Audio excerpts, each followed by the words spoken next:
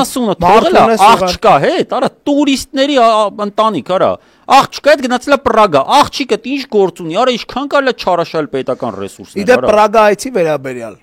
Այս շատ կարևոր տեղեկատվություն է, այդ Պրագայում այդ ինքը որ գնացել է իբր ինչ որ բանի միջոցառման մասնակցելու։ Գլոբ եսի մի։ Դա բնավ այդքան էլ է դրա հետ կապ չունի, ուրեմն մեր ունեցած տեղեկությունները ու իրականում այդ տենց է, Պրագայում է գտնվում այդ բոլոր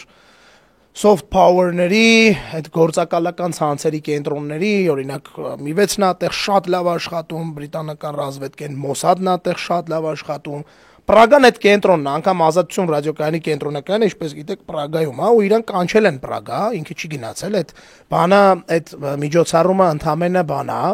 պատրվակ է իր այնտեղ լինելու համար, ու իմ տեղեկություններով, մեզ հասած տեղեկություններով, մեր ընկերների փոխանցած տեղեկություններով Պրագայում սրան ուղղակի ասել են, որ